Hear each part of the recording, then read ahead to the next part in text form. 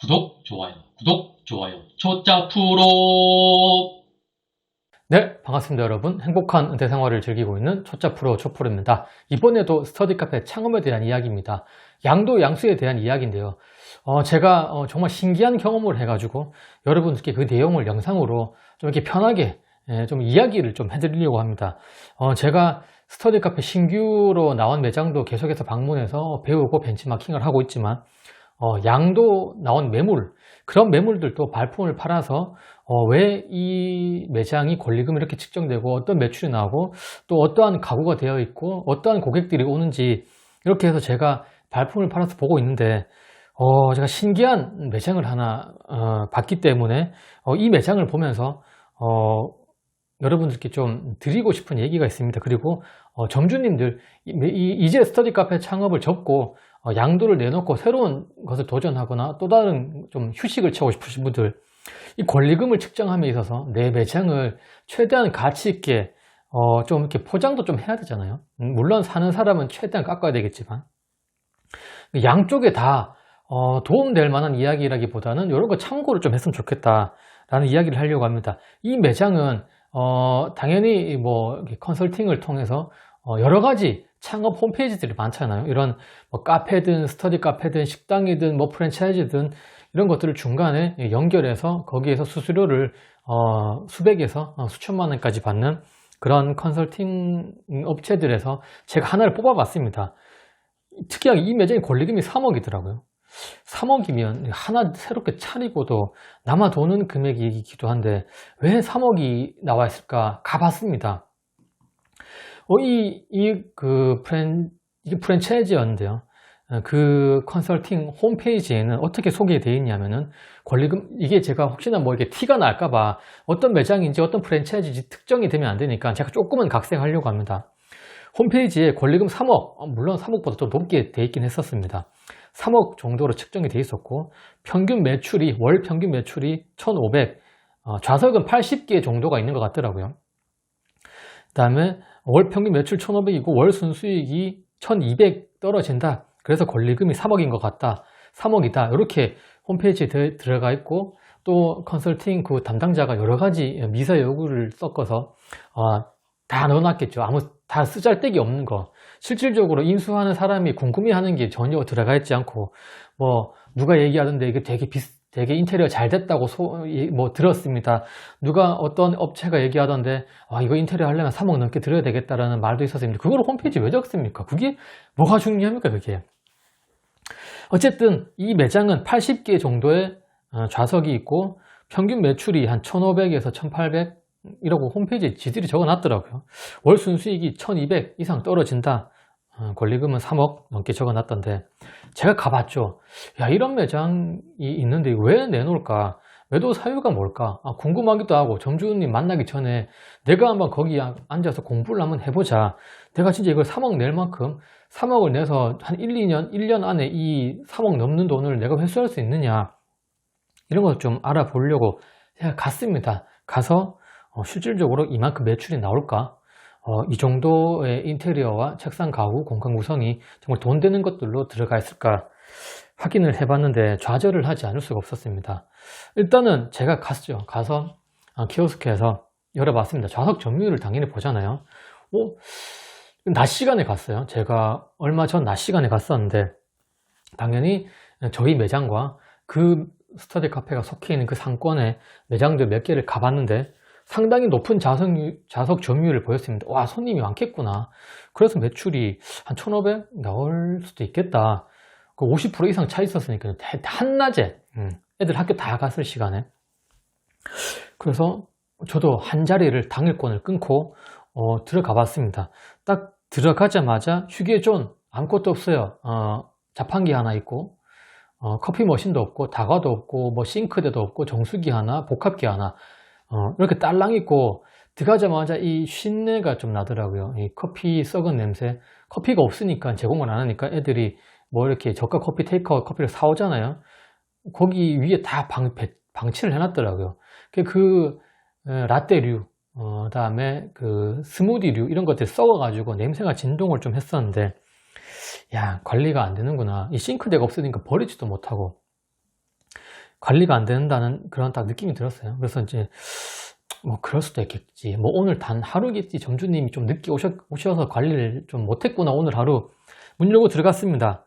분명히 키오스크에는 좌석 점유율이 50% 이상 한 40명 넘게 앉아있는 걸로 돼 있었는데 4명이 앉아있더라고요. 왜 4명밖에 없지? 돌아다니다 보니까 그래도 뭐 책으로 맡아놓는 자리는 그래도 한 10개 정도는 있긴 있었는데 4명밖에 없지? 결론은 이런 것들을 보면 점주님들이 관리를 안 한다. 새벽 아침에 이 자리들을 분명히 아마 그 정기권 끄는 학생이나 당일권 끄는 학생이 퇴실 처리를 안 하고 놔둔 것 같아요. 시간권이면 당연히 내가 100시간권 끄는 사람이면 내가 퇴실 처리 안 하면 내 시간이 차감되니까 그런 애들은 없을 거고 4주권 끄는 애들이나 2주권 끄는 애들이 어제 저녁에 집에 갈 때 자리를 맡아놓기 위해서 또는 퇴실 처리 귀찮으니까 그냥 간 겁니다. 그러면 이 선호도가 높은 좌석들의 회전율이 되게 떨어집니다. 나는 오늘 가서 좋은 자리를 앉고 싶어 하는데 어제 퇴실한 놈이 퇴실을 안 하고 가지고 내가 키오스크 등록이 안 돼. 그러면 또 안 좋은 자리를 앉아야 되거든요. 스터디 카페, 같은 스터디 카페여도 그 공간 안에 선호하는 좌석이 분명히 다 있습니다. 창가를 좋아하는 사람도 있고 1인실을 좋아하는 사람도 있고 나는 뭐 큐브석 좋아하는 사람도 있잖아요. 그렇기 때문에 이거를 빨리빨리 아침에 오전 일찍 퇴실 처리를 해주고 좌석 선호도를 높여놔야지 원하는 자리를 앉을 거잖아요. 그러면은 이렇게 관리를 안 하면 고객의 선택권을 과감하게 없애버리는, 점주 스스로가 없애버리는 겁니다. 이게 자유석 시스템, 독서실이 아니잖아요. 내 자리가 있는 게 아니라 회전율과 자유석 개념이니까 내가 원하는 일찍 가면 내가 원하는 자리를 앉아야 되는데 그게 안 되는 거예요. 그래서 관리가 조금 안 되고 있는 매장이구나 라고 싶어서 생각을 했습니다. 그래서 그러면 관리만 잘하면 매출이 그 홈페이지에 그 창업 컨설팅 홈페이지에 나와 있는 것처럼 매출을 올릴 수 있을까라는 생각도 해봐야 되는 거잖아요. 나는 이게 관리를 못하고 있지만 이걸 관리를 잘하고 홍보만 하면 매출은 쫙 올라올 것이다. 그 기준은 뻔한 겁니다. 안에 들어가 가지고 돈 되는 책상들로 구성이 되어 있느냐, 책상이나 인테리어들이 학생들이 집중하기 좋게 되어 있느냐, 소음은 없느냐, 뭐 그런 것들 봐야죠. 좌석은 80기가 넘었기 때문에 어느 정도 1500 매출은 충분히 될 수 있는 좌석 수긴 하잖아요. 80석이 넘으면 매출 2000까지도 얼마든지 가능하니까 11만원에서 13만원 정도 하면. 그래서 들어가서 이제 책상을 꼼꼼히 볼 필요도 없었던 것 같아요. 솔직히 이 책상 크기는 뭐 800도 안 되는 600 정도, 칸막이 그 다음에 창가에는 그냥 바 테이블 쫙 설치해 놓고 내가 3뼘, 4뼘 정도, 4뼘도 안 되는 것 같더라고요. 요만한 책상 크기에 그냥 의자도 약간 원목도 아니고 철제 의자 있잖아요. 이게 바 테이블에 앉아서 잠깐 쉬었다 가는 그런 걸로 구성되어 있어서, 물론 거기에는 키오스크도 텅텅 비어 있었고요.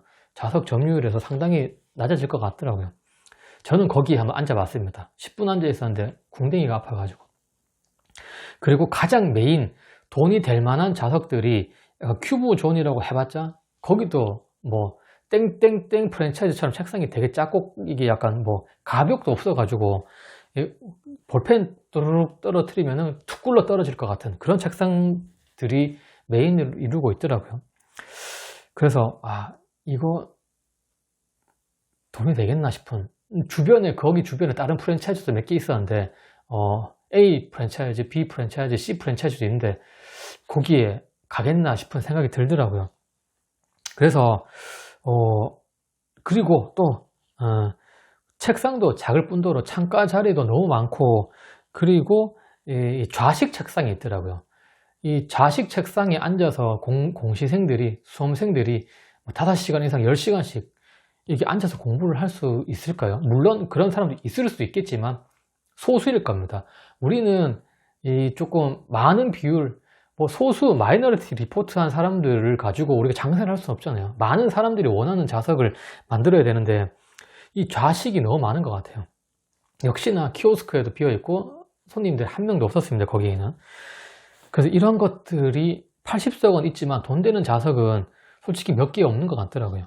그리고 복합기, 이 프린트도 돈 받고 하는 데는 저는 좀 반대인데, 복합기 월 몇만 원 하잖아요. 뭐 4, 5만 원 하잖아요. 복합기 4, 5만 원도 안 나올 것 같은데 그런 투자를 해봤자 그냥 프린트기 놓고 무한잉크 쓰는 게 무제한으로 이렇게 쓰게끔 하는 게 저는 훨씬 낫다고 생각하거든요. 그리고 커피 머신도 없고 뭐 뭘 다과도 없고, 뭐 문구류도 아무것도 없고, 담요도 없고, 뭐 이게 뭐가 되나, 이게 책상 책꽂이도 없고, 독서대도 없고. 그래서 이게 손님들이 진짜 이게 매출이 1,500이 나오나 싶기는 해요. 이런 걸 종합해 봤을 때, 제가 봤을 때 이 점주님이 좀 이상한 게 아니라 점주님도 속으신 것 같아요. 이 컨설팅 업체에 의뢰를 했는데 내 매장 이거 얼마나 받을 수 있을까요? 내가 투자한 돈은 이만큼인데 원금을 회수하고 싶겠죠. 근데 솔직히 이렇게 받으시면 본인은 막 3억까지 원하지도 않으셨을 거예요. 근데 본인은 이렇게 딱 얘기했는데 컨설팅 업체가 제가 한번 3억 받아보겠습니다. 그리고 제가 봤을 때 한 1억 정도는 컨설팅 업체한테 가져가려고 하는지, 아니면 상담을 하면서 다운 시키면서 결국에는 점주가 원하는 금액으로 가려고 하는지, 이 정도로 봤을 때 매출은, 제가 봤을 때 매출은 이게 월세는 안 나와 있더라고요. 월세가 그래도 한 2, 300 할 것 같아요. 평수가 되게 좀 컸던 것 같아서. 아마 적자 또는 그냥 유지 정도가 될 것 같습니다. 순수익은 거기 홈페이지에는 1200에서 1500으로 적어놨는데 200에서 500, 이것도 어려울 것 같아요. 단 하루만 봤지만 그래도 보면 이제 알 수 있을 것 같아요. 그래서 이런 영상을 남기면서 제가 점주님들에게, 그 다음에 이거를 양도하려는 사람과 양수하려는 사람들에게 좀 하고 싶은 말은, 이 매장의 점주님이라면 차라리 관리가 안 돼 있는 거는 명확히 봤잖아요. 제가 관리를 철저히 하셔가지고 매출을 조금이라도 더 올리셔가지고 적정한 권리금을 측정하셔서 빠져나오시는 게 맞는 것 같고요. 진짜 적자라면 무권리라도 내놓으시는 게 훨씬 맞는 것 같아요. 손 터는 게 맞는 것 같아요, 솔직히. 그래서 아니면 리모델링을 차라리 하셔가지고 제대로 좀 더 투자를 하셔가지고 가구를 싹 바꾸는 게 맞는 것 같아요. 그렇게 해서 하려면 제대로 하시고, 아니면은 지금 그 3억 권리금 3천만 원 해도 저는 안 살 것 같거든요. 좀 낮추는 게 맞는 것 같습니다. 제가 그 점주님이 이걸 보지는 않을 거잖아요. 이런 양도양수를 하려고 하는 제 구독자분들이 이런 컨설팅 업체들을 껴서 하는 매장들을 직접 가봐서 잘 판단이 쓰셔야 된다는 겁니다. 그리고 3억이면 하나 새로 하세요. 그냥 3억이면 월 순수익이 1,500원 떨어져야 됩니다. 그리고 또 이게 양도를 하려고 하시는 분들은 이 컨설팅 업체 너무 많이 믿지 마시고요. 여러분들이 진짜 조금 주도적으로 컨설팅 업체에서 3억 받아드릴게요 하지 마시고, 그냥 저는 한 5천만 원만 받을 겁니다 라고 하시고, 이 컨설팅 업체가 권리금을 많이 뻥튀기 하려고 하는 이유가, 권리금 1,000만 원짜리 거래시키면은 뭐 한 1, 200 받겠지만 1억짜리 거래시키면 1, 2천 떨어지고요. 3억짜리 거래시키면 5천만 원 이상 떨어질 수 있는 거잖아요. 이게 뭐 사실일 수도 있고 사실이 아닐 수도 있지만, 저도 그런 소문을 워낙 많이 듣고 제가 직접 이것도 해봤기 때문에.